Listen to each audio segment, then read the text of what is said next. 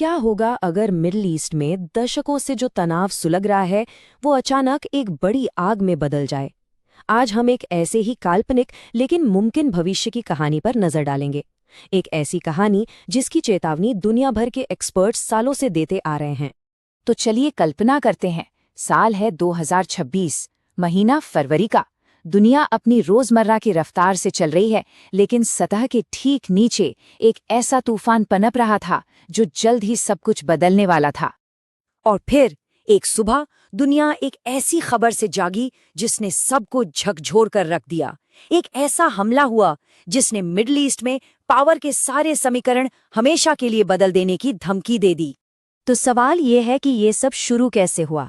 चलिए उस पहली चिंगारी को देखते हैं जिसने पूरे मिडिल ईस्ट में आग लगा दी। तो देखिए, ये जो लड़ाई थी, ये कोई अचानक रातों रात शुरू नहीं हो गई थी। नहीं, ये तो नतीजा था दशकों से चल रहे एक शैडो वॉर का।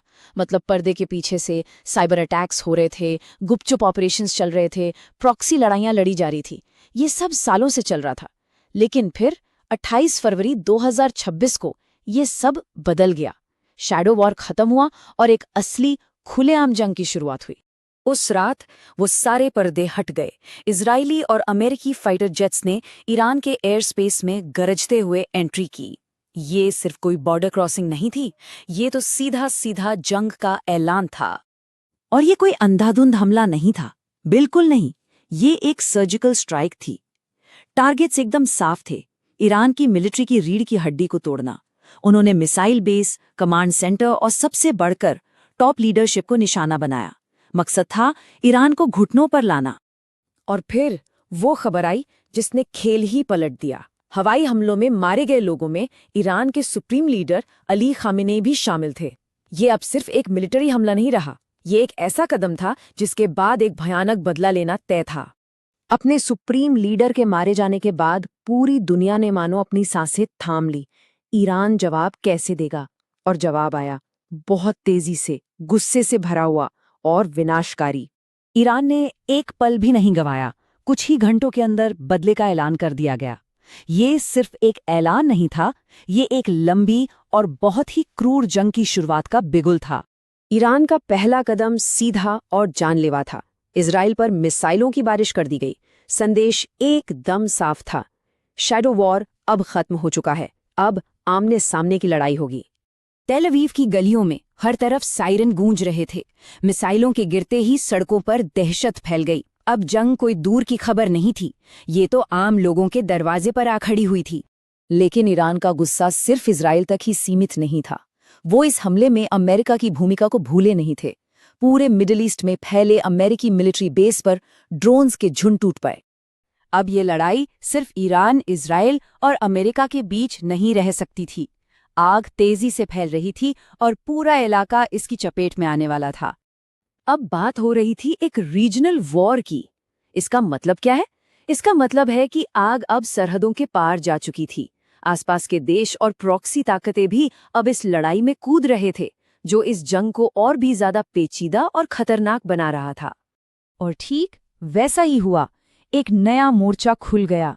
ईरान का सबसे ताकतवर प्रॉक्सी हिजबुल्लाह लेबनान से नॉर्दर्न इजराइल पर रॉकेट बरसाने लगा। इजराइल अब दो मोर्चों पर लड़ रहा था।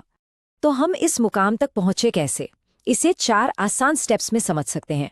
सालों का शैडो वॉर, फिर एक जबरदस्त हवाई हमला, उसके जवाब में एक बड़ा जवाबी हमला और आखिर में एक फुल स्केल रीजनल वॉर। इस रीजनल वॉर का असर सिर्फ मिडिल ईस्ट तक ही नहीं रहा, इसकी लहरें पूरी दुनिया में महसूस की गईं।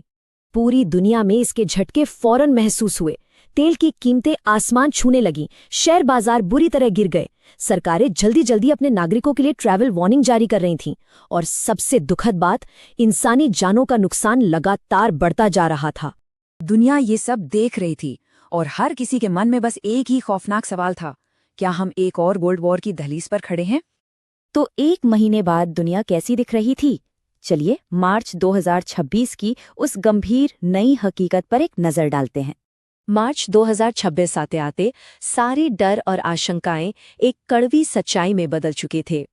अब युद्ध कोई दूर का खतरा नहीं था, ये एक जीती जागती, चलती फिरती तबाही थी। हालात पूरी तरह से बदल चुके थे। जो पहले शैडो वॉर था वो अब खुला युद्ध बन चुका था। प्रॉक्सी लड़ाइयों की जगह अब सीधा टकराव हो रहा था, और जो सिर्फ एक रीजनल टेंशन थी वो अब एक ग्लोबल क्राइसिस बन चुकी थी। और इसी तरह दुनिया देख रही थी, उम्मीद और डर के मिले जुले एहसास के साथ।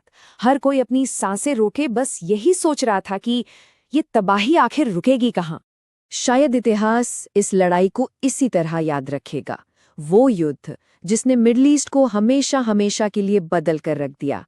एक ऐसी कहानी जिसका आखिरी पन्ना लिखा जाना अभी बाकी है।